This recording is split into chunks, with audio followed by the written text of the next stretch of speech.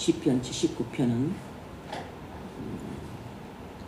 이스라엘 민족이 바벨론의 침공을 받아 예루살렘 성이 함락된 이 사건을 배경으로 기록하고 있습니다.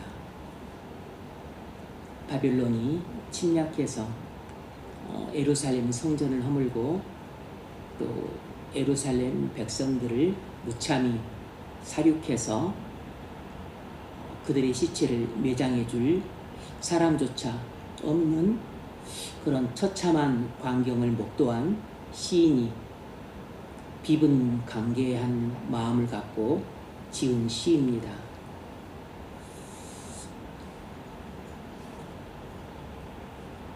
오늘 제목은 인생의 깊은 밤입니다. 인생의 깊은 밤.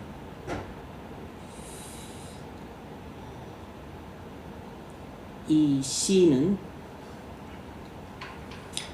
나라가 멸망함으로써 인생의 깊은 밤을 보내고 있습니다. 여러분에게도 인생의 깊은 밤이 있었습니까? 없었다면 앞으로 있을 것입니다. 우리에게 인생의 깊은 밤이란 무엇이겠습니까? 사람마다 각기 다른 형태로 올 수 있습니다. 우리에게 인생의 깊은 밤이란 말할 수 없이 비통하고 참담한 심정을 안겨주는 그런 상황이 도래하는 때를 가리킵니다. 사랑하는 자식을 잃었거나 아니면 고치는 것이 불가능한 불치병에 걸려서 이제 시한부 인생이 되었거나 아니면 지금 나이 한창 40, 50인데 갑자기 실직을 해서 생계가 막막한 지경에 되었을 때나 아니면 또 사랑하는 사람과 교제 중에 갑작스럽게 또 헤어졌거나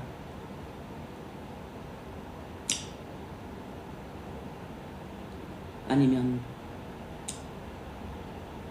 갑작스럽게 재정 상황이 힘들어져서 집이 넘어가고 길거리에 나앉게 되는 예기치 못한 상황이 접했을 때 그런 때가 우리 인생의 깊은 밤이라고도 할 수 있습니다.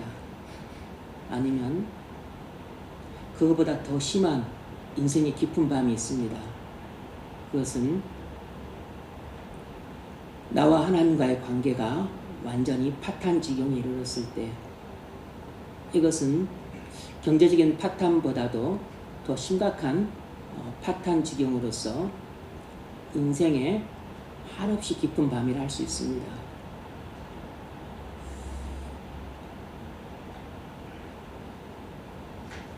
도무지 믿음이 안 생기고 그리고 이제 믿음으로 살 의욕도 상실했고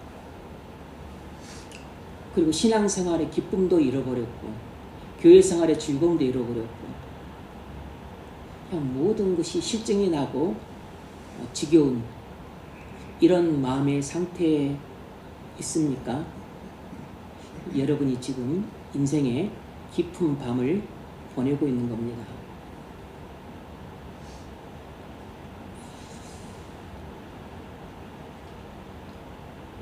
이 시편 79편 10 기자인 아삽은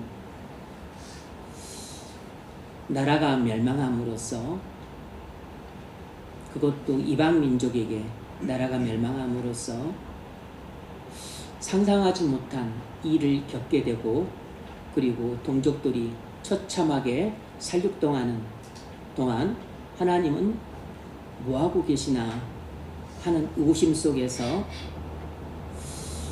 자신의 이 비통하고 그리고 참담한 심정을 안고서 지금 인생의 깊은 밤을 보내고 있는 겁니다. 바로 이때 지은 시가 이 시편 79편입니다. 1절로 4절을 보면 바벨론 족속들이 예루살렘에 쳐들어와서 솔로몬 성전을 다 무너뜨려 버립니다. 그리고 제사장들을 죽이고 문지기를 하던 레위인들을 죽이고 그리고 예루살렘 시민들을 다 무참히 살육을 합니다. 1절로 4절 하나님이여 이방 나라들이 주의 기업의 땅에 들어와서 주의 성전을 더럽히고 예루살렘이 돌무더기가 되게 하였나이다. 그들이 주의 종들의 시체를 공중의 새에게 밥으로 주의 성도들의 육체를 땅의 짐승에게 주며 그들의 피를 예루살렘 사방에 물같이 흘렸으나 그들을 매장하는 자가 없었나이다. 우리는 우리 이웃에게 비방거리가 되며 우리를 에워싼 자에게 조소와 조롱거리가 되었나이다. 얼마나 많이 죽었는고 하니 시체를 매장해줄 사람조차 구하기 어려운 상태가 된 것입니다. 지금 이란이 혁명이 일어나고 있는데 그 보안군들의 무참한 살육으로 인해서 일설에 의하면 6,000명 넘게 죽었는데 시체 병원 영안실에 시체를 둘 곳이 없어서 그냥 땅바닥에 무더기로 쌓아둔 지경이라고 합니다. 그런 것보다도 훨씬 더한 상태였을 겁니다. 이 모습을 본 주위에 에돔 족속과 암몬과 모압 족속들이 실실거리며 비웃었습니다. 니들이 하나님 백성이라고 그러면 왜 망하냐 이렇게 손가락질을 했어요. 이런 일을 목격한 시인이 참으로 비통하고 참담했습니다. 이런 비통하고 참담한 상황을 만났을 때 이 시인의 믿음도 드러났던 거죠.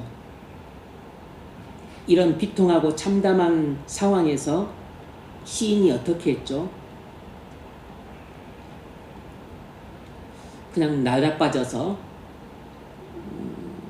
하염없이 울기만 했던 게 아닙니다.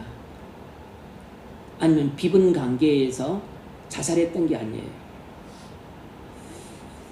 아니면 저놈들 죽이겠다고 맨몸으로 돌격한 것도 아닙니다. 바로 우리의 믿음이 언제 드러나기 쉽냐면 이렇게 비통하고 참담한 상황이 펼쳐졌을 때 그때 우리의 믿음이 적나라하게 드러납니다. 바로 이런 상황에서 이 시편 기자 아삽의 믿음도 적나라하게 드러나고 있어요.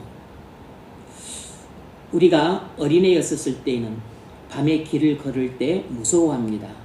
혼자 못 걷고 어른하고 같이 손잡고 걸어가야 돼요. 왜냐하면 밤이 무서우니까. 하지만 지금 우리는 밤에 혼자도 잘 다닙니다. 왜냐하면 어른이 됐으니까. 그런데 우리가 아무리 나이를 먹어도 인생의 밤은 무서운 것입니다.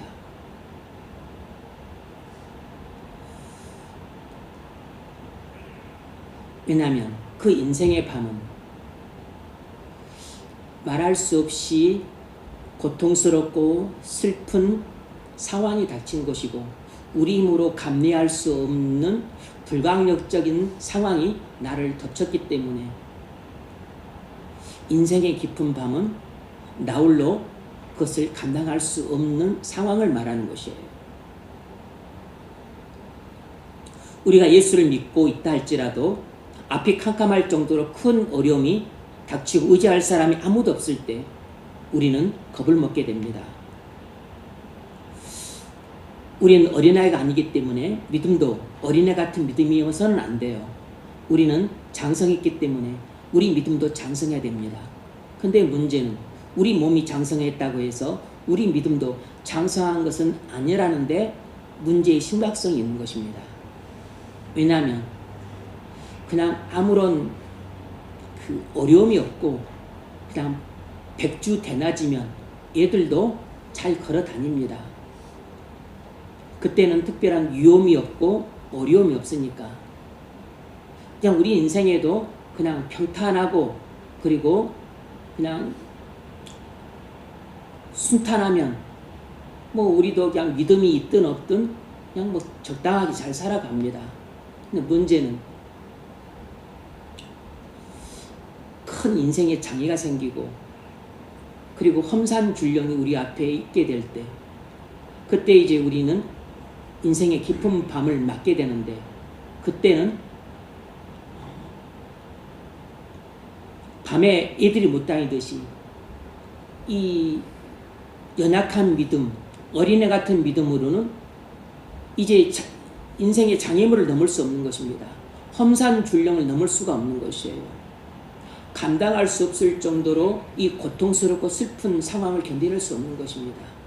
예기치 못한 이 급작스러운 상황 변화, 가정이 깨진다든지 이혼을 할 상황에 처했다든지 실직할 상황에 처했다든지 나랑 뻔히 잘 살고 있던 내 사랑하는 배우자가 갑작스럽게 내 곁을 떠난다든지, 이런 상황이 우리 인생에 여러 번 찾아옵니다. 그때는 이것을 감당할 수 있을 만한 우리의 믿음의 준비가 돼야 돼요. 바로 이렇게 인생의 깊은 밤이 닥칠 때, 그때 비로소 우리의 믿음이 어른 같은 장성한 믿음인지 어린애 같은 연약한 믿음인지가 여실히 드러나게 됩니다. 시편 기자는 이런 상황에서도 이렇게 기도합니다. 5절, 여호와여 어느 때까지니까 영원히 노하시리까? 주의 질투가 불붙듯 하시리까?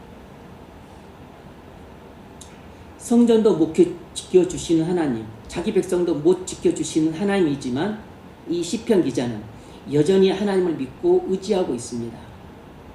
시편 기자는 하나님 백성에게 이런 끔찍한 일이 일어나는 것이 끊임없이 하나님을 배신하고 불순종했던 죄악의 결과라는 사실을 잘 알고 있었어요. 그래서 지금 예루살렘이 무너지고 바벨론 포로로 끌려가게 된 이 모든 결과를 가져온 원인은 바로 자신들의 하나님에 대한 배신과 끊임없는 불순종이라는 이 죄악의 이 원이라는 것을 잘 알고 있었어요. 그래서 시인은 하나님께 진노를 거두어달라고 호소하고 있습니다. 영원히 노하시리까? 주의 질투가 불붙듯 하시리까? 하나님은 이스라엘 백성을 바벨론 포로로부터 귀환시켜 주셨습니다. 회복시켜 주셨어요. 이런 이스라엘 백성의 회복이라고 하는 결과가 온 데에는 이런 비통하고 참담한 상황에서도 포기하지 않고 하나님 앞에 나아가 눈물로 자신들의 죄를 회개하고 그리고 용서를 구하고 하나님께 살려달라고 구원을 간청하는 기도하는 사람들이 있었기 때문입니다.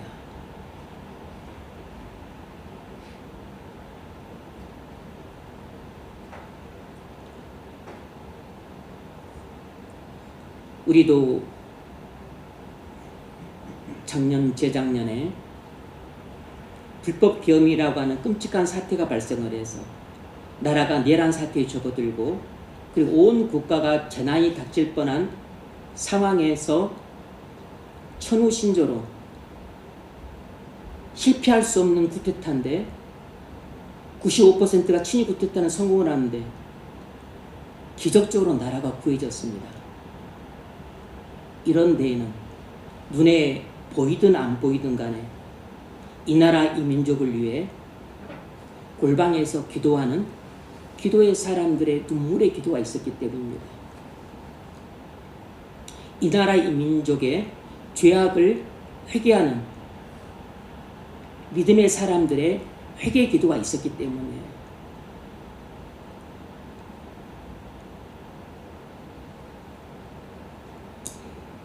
정권의 불의함과 그리고 이 무속신앙의 지도자가 무속신앙에 빠져서 나라를 위태롭게 하는 것에 대해서 애통하는 심정을 갖고 기도했던 기도의 사람들의 기도가 있었기 때문에 실패할 수 없는 쿠데타가 실패를 하게 되고 나라가 보정이 된 것입니다.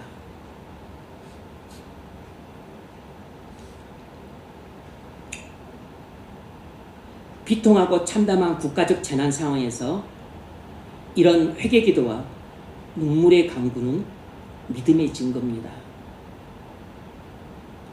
세상 사람들은 나라가 어떻게 구해진 것을 전혀 모릅니다. 민주 시민들의 촛불 시위라고 생각을 하고 있어요. 그건 외적인 역할이에요. 배후에서 모든 것을 조종하시는 것은 하나님의 섭리의 손입니다.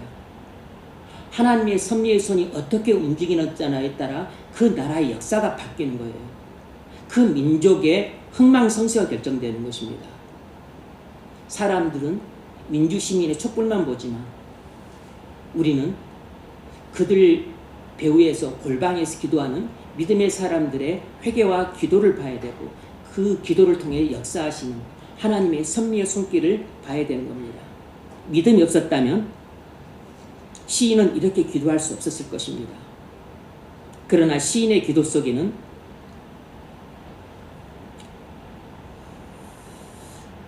이런 조국과 백성을 향한 불타는 사랑이 있어요. 그래서 그 백성들의 모든 죄를 본인이 지고 회개를 하고 있는 겁니다. 6절 주를 알지 아니하는 민족들과 주의 이름을 부르지 아니하는 나라들에게 주의 노를 쏟으소서. 바빌론에게 심판해 달라는 것입니다. 원수에게 심판을, 그리고 이스라엘에게 용서와 구원을 베풀어 달라고 절규하고 있어요. 8절로 12절 우리 조상들의 죄악을 기억하지 마시고 주의 긍휼로 우리를 속히 영접하소서. 회개 기도죠. 우리가 매우 가련하게 되었나이다. 우리 구원의 하나님이여 주의 이름의 영광스러운 행사를 위하여 우리를 도우시며 주의 이름을 증거하기 위하여 우리를 건지시며 우리 죄를 사하소서. 그러니까 이스라엘 백성들을 위한 기도는 두 가지입니다. 회개 기도예요. 죄를 용서해달라. 두 번째는 구원입니다. 구원을 간청하고 있어요. 죄를 용서해달라는 회개 기도와 그리고 회복시켜달라는 구원을 간청하는 기도예요. 그리고 바벨론에 대한 심판을 청원하는 기도입니다. 10절 이방 나라들이 어찌하여 그들의 하나님이 어디 있느냐 말하나이까. 주의 종들이 피 흘림에 대한 복수를 우리의 목전에서 이방 나라에게 보여주소서. 주여 우리 이웃이 주를 비방한 그 비방을 그들의 품에 7배나 갚으소서. 그는 하나님께서 이방인들을 다 멸해달라고 하면서 끝에는 찬양과 감사로 끝납니다. 이걸 봐서 이 회개와 구원을 간청하는 기도가 믿음의 기도라는 걸 알 수 있어요. 13절 우리는 주의 백성이요 주의 목장의 양이니 우리는 영원히 주께 감사하며 주의 영예를 대대에 전하리다. 그러니까 이 기도를 하면서 이미 이 시인의 마음속에는 하나님께서 바벨론을 심판하시고 이스라엘 백성을 구원해 주실 것을 믿음으로 기도했던 겁니다. 그리고 믿어졌던 것이에요. 그랬기에 말미에 찬양과 감사로 끝맺고 있어요.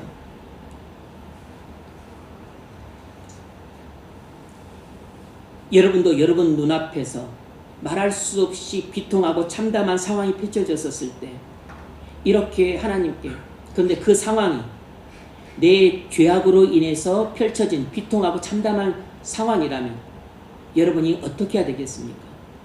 여러분이 믿음의 사람이라면 내 죄악 때문에 온 결과니까, 원인은 내 죄악이니까 내 죄악에 대해서 내 죄를 용서해 달라고 눈물로 회개 기도를 해야죠. 그리고 이 내 힘으로 감당할 수 없는 이 상황에서 나를 구원해 달라고 기도를 해야죠. 내 죄악 때문에 내 가정이 깨지게 되었다면 내 죄를 회개하고 가정을 회복시켜 달라고 구해야 됩니다.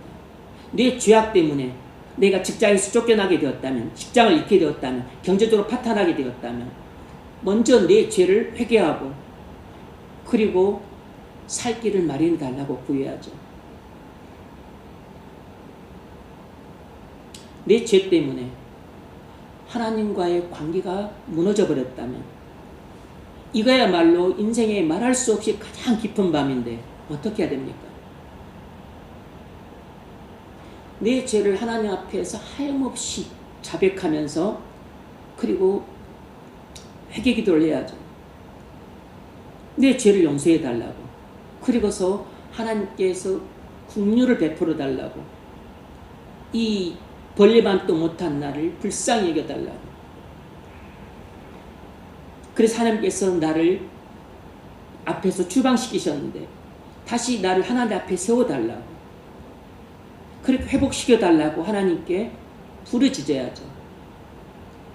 바로 이렇게 말할 수 없이 비통하고 참담한 상황 앞에서 낙심하고 좌절해서 나자빠져 버리거나 에라 난 모르겠다 하고서 그냥 될 대로 되라는 식으로 그냥 세상에 가서 또 고주망태가 되거나 주주육림에 빠지거나 아니면 될 대로 되라는 식으로 그냥 막 살아버리거나, 이건 정말로 이제 믿음이 없다는 것을 백일하게 드러내는 것이고, 믿음 있는 사람이라면 이 시인처럼 그 비통하고 참담한 심정을 안고 그대로 안고 고스란히 하나님 앞에 와서 눈물로 회개 기도를 하고 눈물로 부르짖어야 되는 겁니다.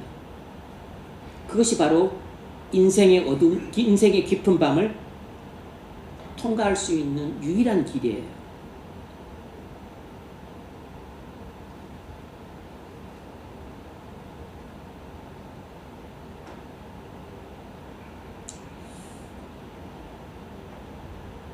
나중에 하나님이 이스라엘 백성을 회복시켜 주십니다.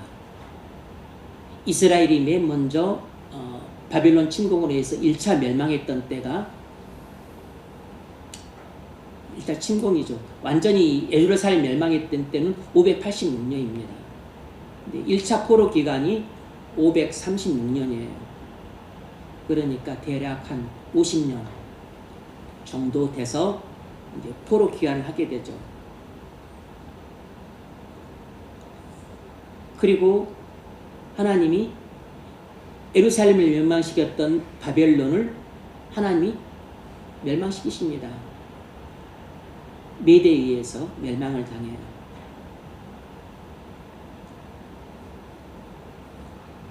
그런데 이 시편 기자는 아직까지 그 사실을 몰라요.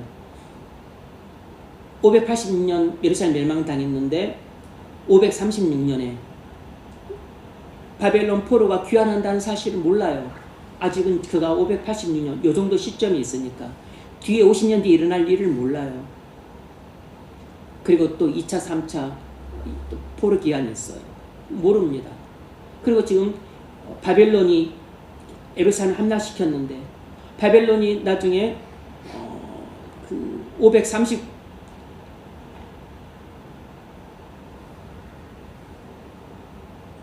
6세기 중반 어간에 바벨론이 메대에서 멸망당해요. 이것도 모릅니다. 아직 시편 기자는 몰라요. 시인은 아직 눈이 열리지 않아서 이것을 볼 수가 없죠. 미래에 일어날 일이니까 어찌 알겠어요. 몰라요. 시인은 미래에 일어날 일은 보지 못하지만 기도는 합니다. 기도는 하지만 아직 그의 마음은 눈앞에 일어난 끔찍한 일 때문에 몸소리만 치고 있을 뿐 미래에 일어난 일을 보지 못해요. 알지 못합니다.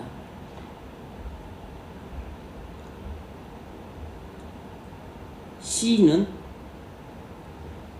이스라엘 백성을 향한 하나님의 역사를 처음부터 끝까지 다 볼 수가 없어요. 우리는 하나님이 하시는 모든 일에 청사진을 다 놓고 살지 않아요. 우리는 하나님이 하시는 일을 그 순간순간만 보고 살아가는 겁니다. 과거의 일들은 지나왔으니까 알지만 미래의 일들은 알 수가 없어요. 우리는 매일같이 하나님이 섭리로 하루 순간순간 펼쳐주시는 그 순간만 보고 살 뿐이에요. 우리는 내일도 몰라요. 그러니 어떻게 내년 일을 알겠습니까? 어떻게 10년, 20년, 30년 후의 일을 알겠어요? 몰라요. 그래서 우리 마음이 답답한 것입니다. 그래서 현재 우리 앞에 고통스럽고 슬픈 일이 닥치면 우리가 비통해하는 것입니다. 너무 예상치 못했던 끔찍한 일들이 일어나게 되면 그로 인해서 막 견딜 수 없어하고 그리고 막 절망하고 낙심하는 것이에요. 그런데 나중에 그 일이 어떻게 될지 모릅니다. 그 일이 언제 회복이 될지, 아니면 이 일 때문에 오히려 내가 나중에 복을 받게 될지, 아니면 이 일이 합력해서 하나님께서 어떻게 손을 이루어 가실지 우리는 하나님이 하시는 일의 천사진을 다 보지 못하고 미래의 일은 보지 못하니까 지금 현재만 보고서 괴로워하고 슬퍼하고 절망하는 것이에요. 우리는 하나님의 역사 전체를 꿰뚫어 볼 수 있는 통전적 시각을 갖지 못했습니다. 이것이 이 피조물인 인간의 한계예요. 한계.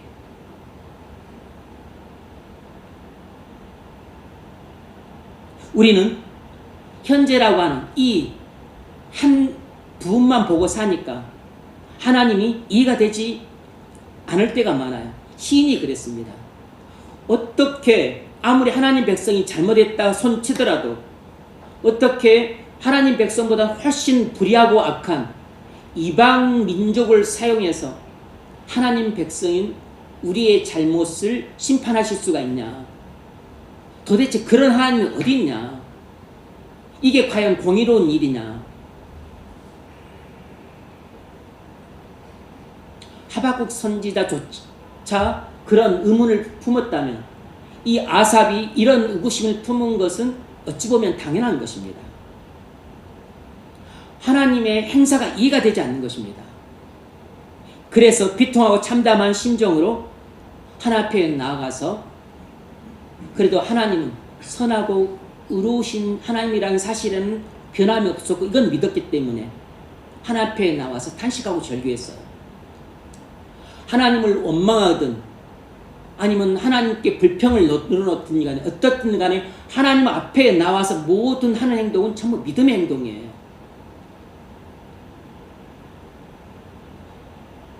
우리도 마찬가지입니다. 하나님은 살아계시고 은혜로우신 분이세요. 그런데 우리 인생의 처음부터 마지막까지를 하나님은 우리에게 다 보여주지 않으세요. 우리 인생의 천사진을 처음부터까지 딱 보여주고 나서 네 인생은 여기서부터 여기까지, 네 인생은 이렇게 살다가 이렇게 끝나게 될 거라고 이걸 보여주면 우리는 우리 인생에 대해서 아무것도 염려를 안 하게 될 겁니다. 아, 내가 이렇게 병이 들었다가 이렇게 10년 동안 고생하다가 그리고 못 낫고 그래서 내가 60에 내가 빨리 죽는구나. 아, 그런데 알고 봤더니 내가 낙원에 들어가서 내가 안식을 하네. 그리고 내가 나중에 천국에 들어가서 아, 내가 오히려 영원한 안식을 했어. 근데 내가 60밖 뭐 이렇게 밖에 못 살았지만 그래도 내가 주를 위해서 한 일이 뭐 그렇게 많지는 않지만 내가 천국에서 이렇게 환영을 받고 내가 영화로운 몸을 입고 이렇게 내가 영광스러운 삶을 살다니, 이걸 알게 되면 지금 내가 당하는 고통과 슬픔은 아무것도 아닐 겁니다. 내가 집이 없어서 월세를 전전하고 고작 돈 모아가지고 평생 전세로 살다가 그렇게 죽는 것에 대해서도 하등의 서운함이나 그런 원통함이 없을 것이라고. 내가 누구를 열심히 잘 섬겨주고 사랑하고 봉사해 줬는데 내가 배신을 당하고 따돌림을 당하고 그런 것에 대해서도 막 분해하거나 막 미움이 솟구치거나 그러지 않을 거라고. 그런데 우리는 지금 배신당한 이 순간만 보니까 너무 마음이 상하는 것입니다. 내가 지금 실직당한 이것만 보니까 견딜 수가 없는 것이에요. 내가 실현당한 것만 보니까 너무 내가 비참한 것입니다. 내 사랑하는 배우자, 내 사랑하는 자식이 먼저 죽는 걸 보니까 견딜 수가 없는 것이에요. 근데 그것조차도 하나님이 나와 우리 가족을 향한 하나님의 놀라운 사랑의 섭리라는 것을 우리 인생 전체를 보면 알 텐데 인생 전체를 못 보고 바로 지금 현재 이 순간만 보니까 하나님이 하시는 행사가 너무 소원하고 그리고 너무 냉정한 것입니다. 지금 시인의 마음이 딱 그런 것이에요.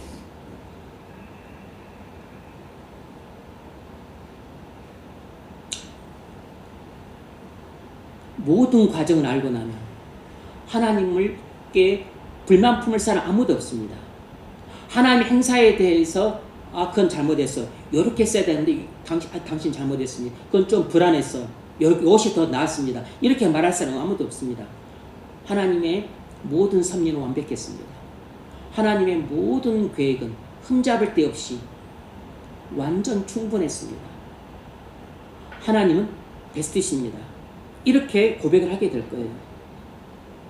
그러나 지금 순간순간 보면 우리의 마음은 요동을 칩니다.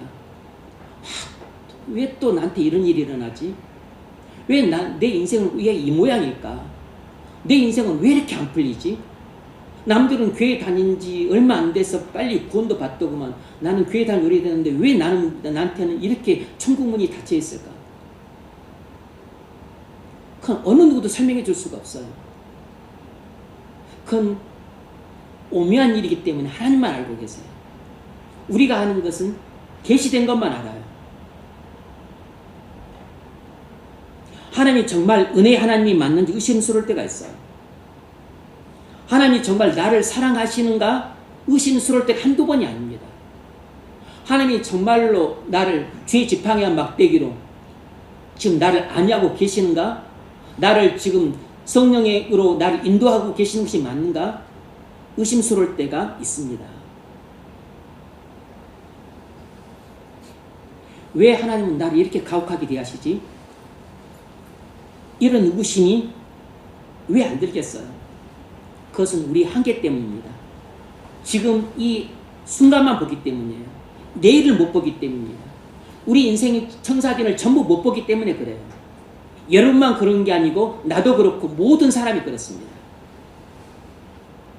그러므로 우리 믿음의 근거를 순간마다 달라지는 상황에 두게 되면 여러분은 늘 일희일비하게 됩니다. 늘 천국과 지옥을 왔다 갔다 하게 돼요.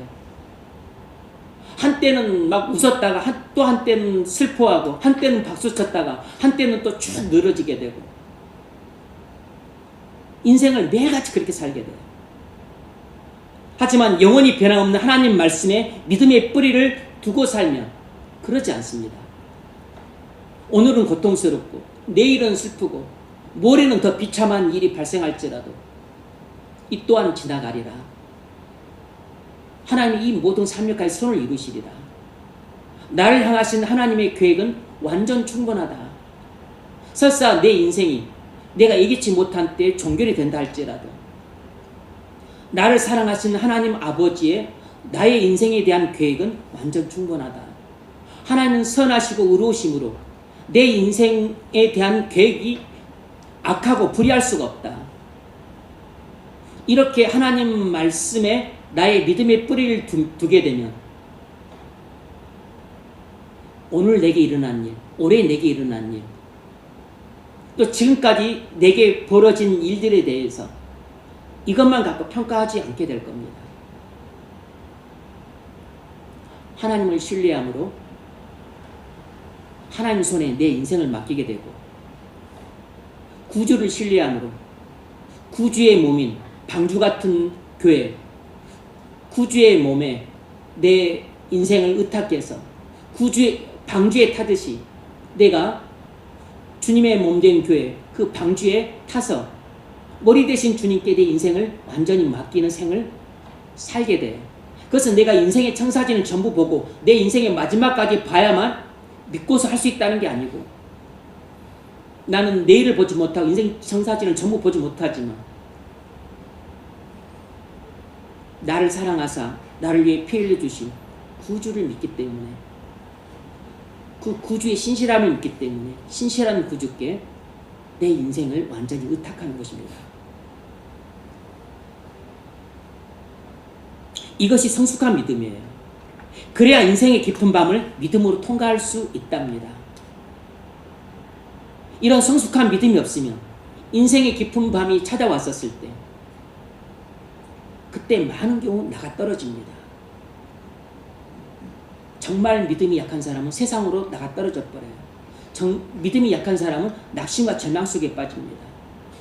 믿음이 약한 사람은 교회는 나오긴 나오지만 모든 의욕을 상실한 채 절망에서 헤어나오지 못하게 돼요.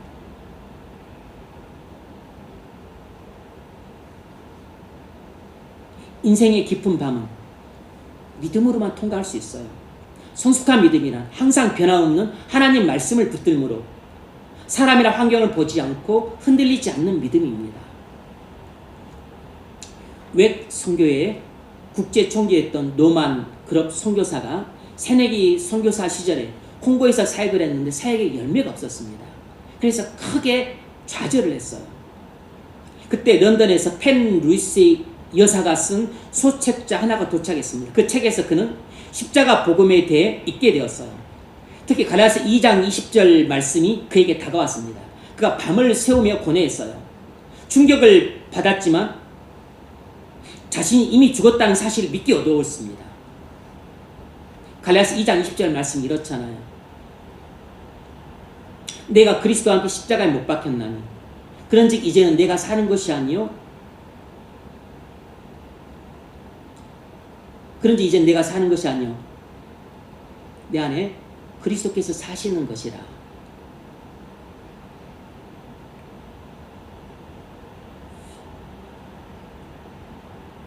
이 말씀을 풀이한 말씀을 읽고 있었어요. 그때 성령께서 이 노만 그럽의 마음에 질문을 던지셨습니다. 예수 그리스도가 정말로 죽으셨느냐? 네, 예수님은 정말로 죽으셨습니다. 그러면 너도 죽었단다. 예수님이 죽으실 때 너가 예수님 안에 있었기 때문이다.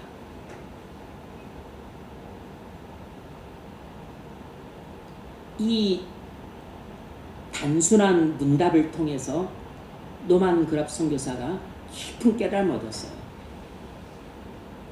여러분도 이 말씀을 10번, 100번 들었겠지만 사실 진짜로 깨달은 사람은 거의 없습니다. 자기가 죽었다는 것을 깨달은 사람이 거의 없어요. 그리스도인들도 자기가 죽었다는 사실을 거의 깨닫지 못하고 살아갑니다.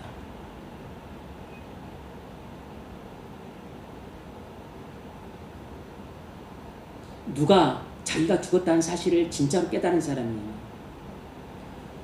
죄에 대해서 죽은 사람이에요. 죄에 대해서 죽은 사람이 진짜 자기가 죽었다는 걸 깨달은 사람입니다. 그 순간 노만 그랍의 눈이 갑자기 열렸습니다. 이렇게 적어놨어요. 나는 눈이 띄었다. 나는 그리스도께 도달하기 위해 몸부림칠 필요가 없었다. 나는 이미 그분 안에 있었다. 나는 그리스도와 함께 죽었다. 나는 그리스도와 함께 묻혔다. 나는 그리스도와 함께 살아났다. 나는 그리스도와 함께 들림받았다. 나는 그리스도와 함께 천국 보좌에 함께 앉았다. 노만 그랍은 마침내 예수 그리스도 안에서만 가능한 십자가 안에서의 죽음과 부활 생명으로 사는 복음을 믿음으로 받아들였습니다. 다음날 아침 노만은 빈 카드를 가져와서 묘비를 그린 후에 다음과 같은 글을 남겼습니다. 노만 그랍은 그리스도와 함께 이곳에 묻혔다.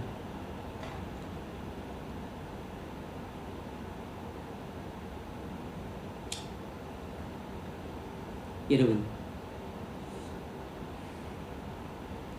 우리가 예수를 믿은 그리스도인이라면 예수님이 십자가에서 죽으실 때 나도 예수님과 함께 십자가에서 죽었습니다. 그러면 예수님이 죽었다면 나도 죽은 것입니다. 왜냐하면 죽은 예수님 안에 내가 있었기 때문에. 예수님이 살아나셨습니까? 살아났습니다. 그럼 나도 예수님과 함께 살아났어요. 그러면 십자가에서 죽은 나는 아담 안에 있던 나고 다시 살아나는 나는 예수 안에 있는 나예요. 나가 다른 것입니다. 아담 안에 있는 나는 죄의 지배를 받는 나고 예수 안에 있는 나는 예수의 지배를 받는 나예요. 인격이 다른 것입니다. 죽은 나는 옛사람이고 살아난 나는 새사람인 것이에요.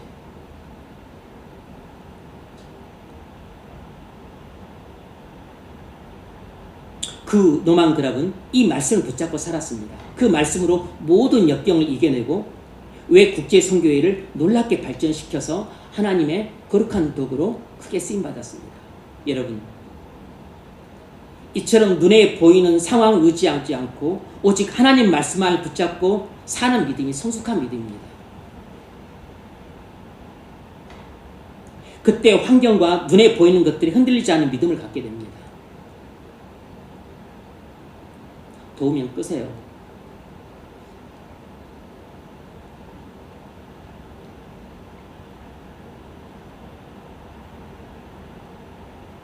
갈릴리 가나 혼인잔치 때 포도주가 떨어졌습니다.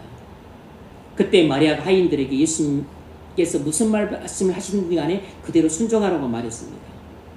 하인들이 그 지시대로 예수님께서 말씀하신 대로 순종했더니 물이 포도주로 바뀌었습니다.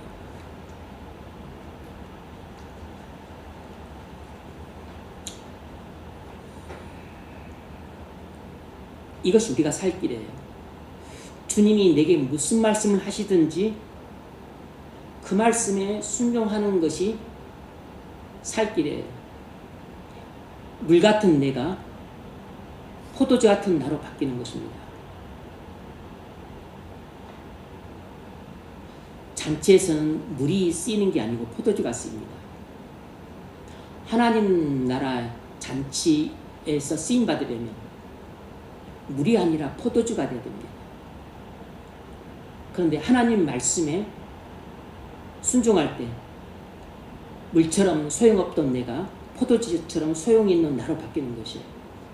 주님이 내게 무엇을 말씀하신든지 간에 순종할 때 쓸모없던 내가 쓸모있는 거룩한 도구로 바뀌게 됩니다.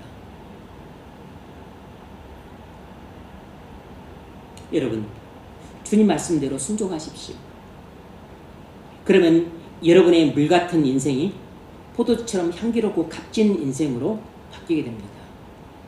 거기에는 학벌이 필요가 없어요.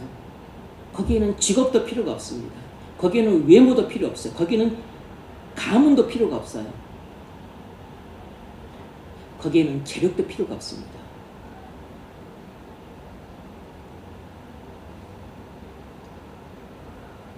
사도 바울이 로마로 가는 중에 광풍을 만나서 다 죽게 되었을 때 큰 소리로 말했습니다. 주께서 지난밤에 내게 오셔서 네가 로마로 가 살 일이 있기 때문에 네가 죽지 않고 로마를 당도하게 될 것이다 라고 내게 말씀하셨다. 그러면서 같은 배에 타고 있던 승객들에게 말했습니다. 여러분이여 안심하라. 나는 내게 말씀하신 그대로 되리라고 하나님을 믿노라. 우리는 이걸 그냥 지나치지만 이것이 성숙한 믿음입니다. 지금 유라굴로라고 하는 광풍이 불어닥쳐서, 쉽게 말하면 태풍이 불어닥쳐서 지금 돛이 부러지고 지금 배가 침몰할 그 지경에 이르렀는데, 그런 상황에서도 너희가 죽지 않고 잠시 좌초했다가 다시 어쨌든 로마로 가게 될 것이다 함이 이렇게 말씀하셨을 때 바울은 상황을 믿지 않고 말씀을 믿었습니다. 눈에 보이는 상황을 믿지 않고 자기 귀에 들렸던 하나님 말씀을 믿었어요. 이것이 믿음이고 이것이 확신이죠. 자기 생각을 믿은 게 아니에요. 많은 사람들은 말씀을 믿는 것과 자기 생각을 믿는 것을 많이 착각을 합니다. 그럼 기회가 되면 말을 하겠습니다. 많은 사람들이 구분을 못해요. 그래서 교회 생활에서 많은 혼선을 믿습니다.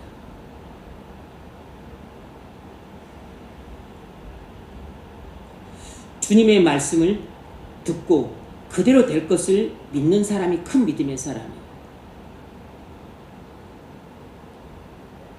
그래서 하나님의 음성을 듣는 것이 그렇게 중요합니다. 그래서 하나님의 음성을 듣는 가장 중요한 통로가 예배예요. 근데 예배 시간에 꾸벅꾸벅 졸면 들을 수가 없어요. 백날 그 마이동풍입니다. 묵상할 때 하나님 음성을 듣기가 가장 좋은 시간이에요. 근데 묵상을 허투루 하면, 대충 하면 하나님 음성을 들을 수가 없어요. 기도할 때 하나님 음성을 듣기가 가장 좋습니다. 근데 기도한다고 하나님 음성을 듣나요? 대부분은 못 듣습니다. 묵상할 때 하나님 음성을 듣나요? 대부분은 못 들어요.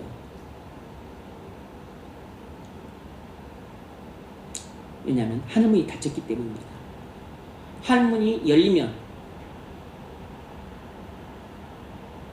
한 달 내내도 들 수 있지만 하늘문이 닫히면 한 달 내내 못 듣습니다. 하늘문이 열리면 자주 듣지만 하늘문이 닫히면 1년 동안에도 한 번도 못 들어요.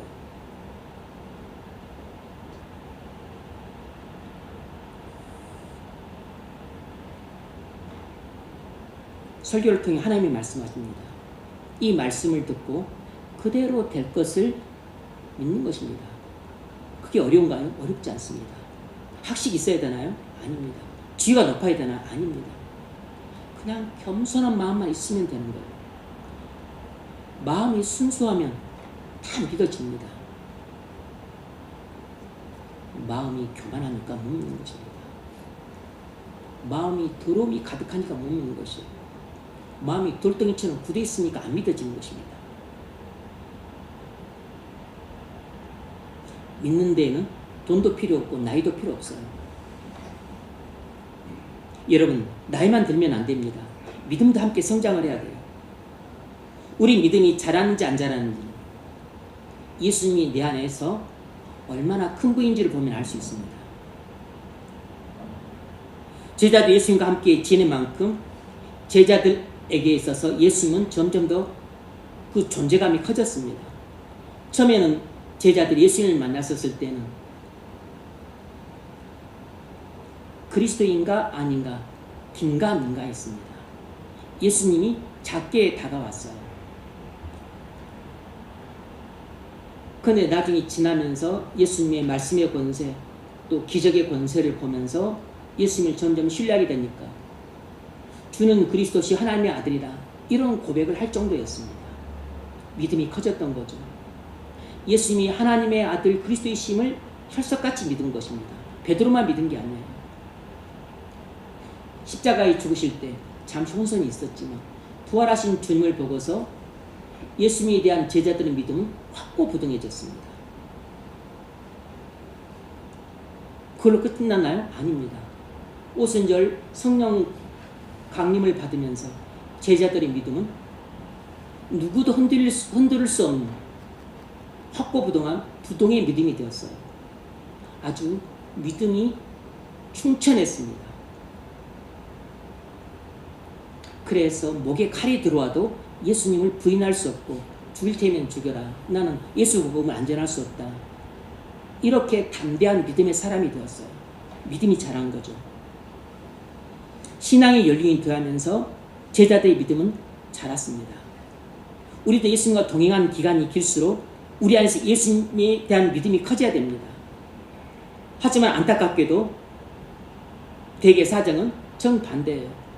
오히려 예수 믿을 때 믿음이 크고 믿으면 믿을수록 믿음의 기간이 길어갈수록 오히려 믿음이 쫄아듭니다. 집사가 되면 작아지고 권사가 되면 더 작아지고 장로가 되면 더 작아져요.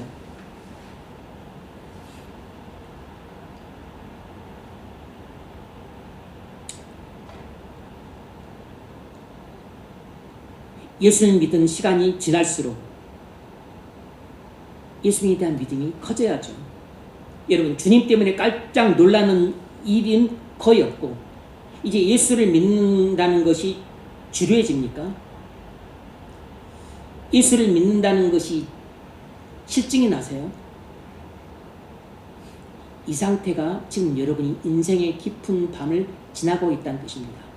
예수님을 믿는다는 이 신앙생활이 지루하고 지겹게 느껴질 때, 긴장감이 없고 텐션이 없고 뭔가 흥분이 없고 고조됨이 없고 그냥 마음이 메말라져 버렸고 차가워졌다는, 지금 인생의 깊은 밤을 지나고 있는 것입니다.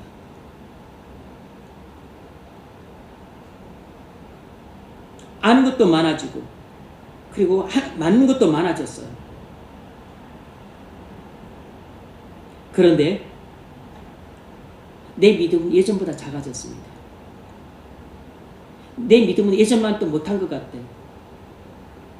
예전보다도 죄와의 싸움에서 더 자주 집니다. 지금 인생의 깊은 밤을 통과하고 있는 거라니까요.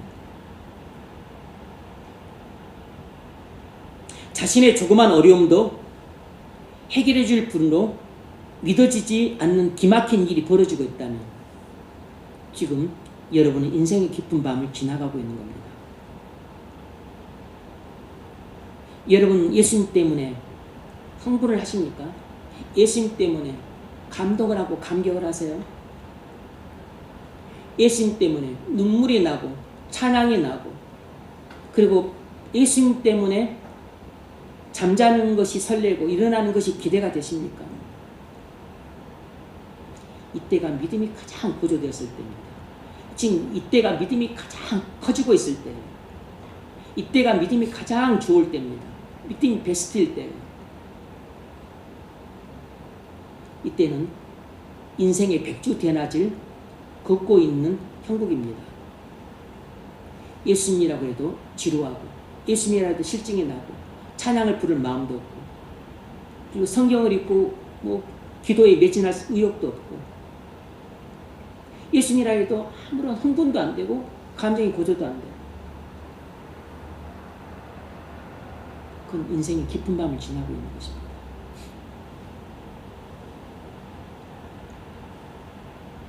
그렇게 되면 무슨 일이 벌어지냐면 첫째, 죄를 못 이겨요. 죄를 못 이깁니다. 죄와의 싸움에서 연전연패를 합니다.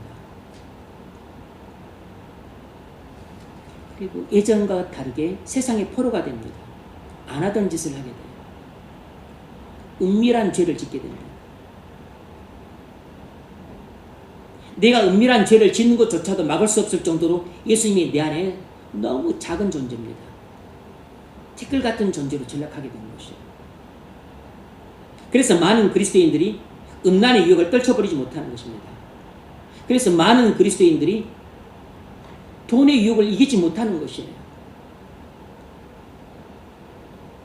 그래서 많은 그리스도인들이 그렇게 가정에서 자주 다투는 것입니다.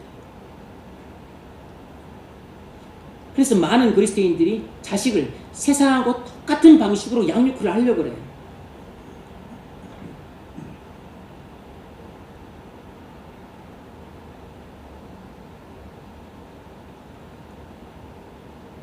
예수님이 내게 아무런 존재감이 없으니까 장사하시는 분들이 주일에도 떡하니 가게를 열어놓습니다.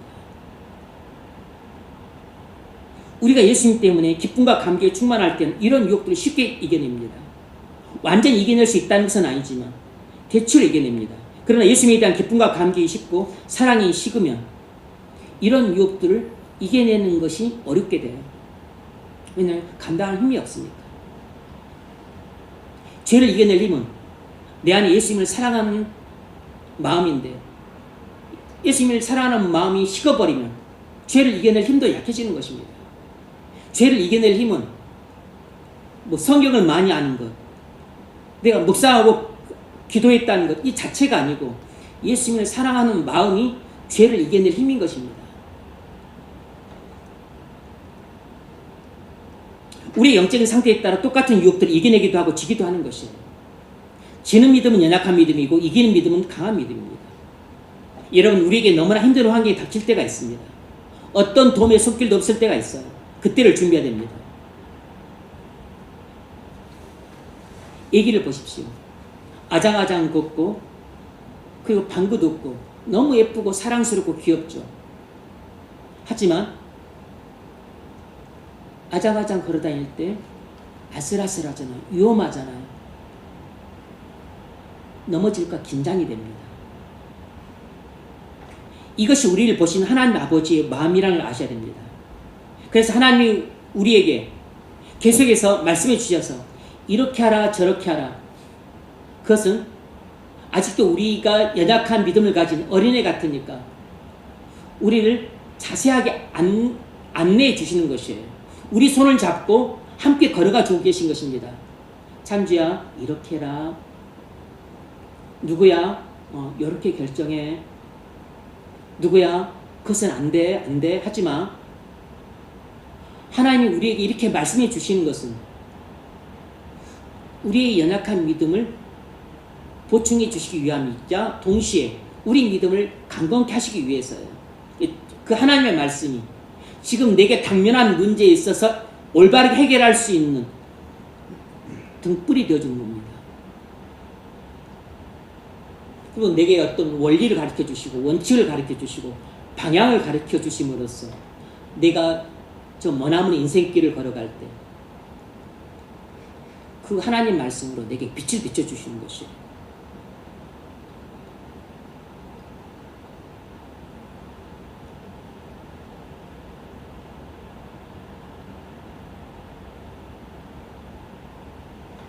그러므로 우리가 우리 인생길을 안전하게 가려면 하나님이 내게 말씀하신 음성에 귀를 기울여야 됩니다. 특히 여러분이 인생의 깊은 밤을 지나고 있다면 그때가 가장 위험한 때입니다. 여러분이 인생의 깊은 밤에 혼자서 바른 길을 찾아갈 수 없어요. 하나님 말씀을 등불로 삼아야만 여러분의 인생의 깊은 밤길에 구덩이에 빠지지 않을 수 있습니다. 여러분을 악한 길로 이끄는 그 악인의 속임수에 빠지지 않을 수 있어요. 여러분 인생의 어두운 밤을 지나고 있다면 오히려 지금이야말로 여러분이 하나님을 만나기에 가장 좋은 때입니다. 하나님을 가까이에 더없이 좋은 때가 바로 인생의 깊은 밤길을 걷고 있는 지금이에요. 왜냐하면 지금 여러분이 바짝 긴장해서 하나님의 도움을 절실히 필요한 때이기 때문입니다. 하나님 없이는 지금 내가 이 상황을 감당할 수 없다는 것을 여러분이 알고 있기 때문에 하나님을 찾기에 가장 좋은 때예요. 만나기에 가장 좋은 때입니다. 여러분이 용서받고 구원받기도 좋은 때지만 믿음이 성장하기도 가장 좋은 때예요. 은혜 받기도 가장 좋은 때입니다. 하나님을 만나기에 가장 좋은 때는 지금이에요. 백주대낮이 아닙니다. 여러분의 믿음이 무너진 상태입니까? 여러분은 지금 인생의 깊은 밤을 지나가고 있습니다. 여러분의 직장 생활이 너무 힘들어서 때려치우고 싶습니까? 여러분은 지금 인생의 깊은 밤을 지나가고 있어요. 하나님과 관계가 무너진 상태입니까? 여러분은 지금 인생의 깊은 밤을 지나가고 있습니다. 교회 생활이 실직나고 지루한 상태입니까?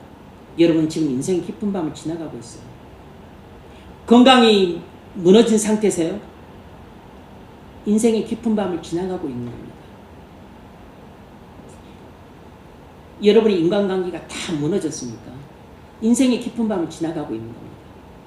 여러분의 마음이 무너진 상태입니까? 낙심해서 좌절해 있습니까? 어떤 의욕도 없고 생의 의지를 거의 상실한 상태에서요. 여러분의 인생의 깊은 밤을 지나가고 있는 겁니다. 여러분 자신을 보면 너무 마음이 비통하고 참담해서 살 소망조차 없는 그런 상태에서요. 정말 여러분은 인생의 깊은 밤을 지나가고 있는 겁니다. 지금이 바로 하나님을 찾아야 될 때예요. 일이 이 지경이 된 것은 주로 거의 대부분은 여러분의 죄악 때문입니다. 이스라엘의 죄악과 배신 때문에, 끊임없는 이스라엘의 죄악과 배신 때문에 하나님이 바벨론을 들어 이스라엘을 심판하셨기 때문에 이스라엘이 절단이 난 것이에요. 지금 여러분이 이렇게 인생의 깊은 밤을 지나고 있다면 그것이 여러분의 죄악 때문일 가능성이 높습니다. 만일 여러분의 죄악 때문에 지금 여러분이 감당할 수 없는 인생의 깊은 밤을 지나가고 있다면 지금이야말로 하나님 앞에 나와서 여러분이 지은 모든 죄를 회개해야 될 때입니다. 그리고 하나님의 은혜로운 구원을 부르실 때예요. 지금이 바로 눈에 보이는 상황을 의지하지 않고 오직 하나님 말씀을 꽉 붙들어야만 살아남을 수 있는 백척간두의 상황이라는 것을 기억하셔야 됩니다. 하나님이 바로 이 시점을 통해서 여러분에게 전화위복을 주시고자 하신다는 것을 알아야 됩니다. 여러분이 모든 일을 합력해서 손을 이루고자 하시는 하나님의 섭리라는 것을 믿고 하나님 앞에 나오셔야 돼요. 지금이 바로 비통하고 참담한 심정을 안고 하나님 앞에 나와서 탄식하며 절규할 때입니다. 내게 용서와 구원을 달라고, 내게 회복과 구원을 달라고 하나님 앞에 나와 부르실 때입니다. 이런 압삭 같은 시인의 믿음의 회개와 믿음의 구원의 강구가 있었기 때문에 50년 뒤에 바벨론 포로 귀환이라는 이스라엘의 구원의 역사가 있게 된 겁니다. 여러분과 우리나라를 위한 또 위정자들을 위한 믿음의 기도가 있었고 또 우리의 죄와 우리 민족의 죄에 대한 회개의 기도가 있었고 하나님께서 이 삼천리 방방 반도 금수강산과 그리고 한반도를 불쌍히 여겨주셔서 통일하고 그리고 땅끝까지 복음을 전하는 나라로 쓰임받을 수 있게 해달라고 했던 그 눈물의 강구 때문에 나라가 절단이 나고 후진국으로 전락해서 그 지긋지긋한 다시 옛 독재 시대로 빠지지 않을 수 있었던 것은 믿음의 사람들의 회개기도와 눈물의 강구가 있었기 때문임을 알아야 됩니다. 여러분이 지금 인생의 깊은 밤을 지나고 있다면 지금이야말로 눈물로 회개기도를 할 때고 그리고 눈물로 하나님께 구원을 간청할 때입니다. 여기가 이 지점이 바로 인생의 터닝포인트, 전환점이 돼요. 그리고 언제 구원의 역사가 일어날지는 모릅니다. 이스라엘은 50년 뒤에 구원의 역사가 일어났어요. 여러분에게는 5년 뒤에 구원의 역사가 일어날지 5살 뒤에 일어날지 5일 뒤에 일어날지 모릅니다. 그러나 반드시 믿음의 기도에는 응답을 받아요. 여러분 인생의 깊은 밤을 보내고 있다면 눈물로 회개하고 그리고 눈물로 구원을 간청하십시오. 여러분에게 반드시 구원의 역사가 있을 겁니다. 여러분 가정에 우리 교회에 구원의 역사가 있을 겁니다. 이 나라의 민족에게 구원의 역사가 있을 것이에요. 그리고 반드시 하나님 나라의 건설 확장을 위해서 우리의 믿음의 기도를 주님이 써주실 것입니다. 인생의 깊은 밤을 통과할 수 있는 유일한 길은 오직 믿음의 기도뿐입니다. 믿음의 회개와 그리고 간구를 통해서 인생의 깊은 밤을 잘 통과해 가시기를 주의 이름으로 축원합니다.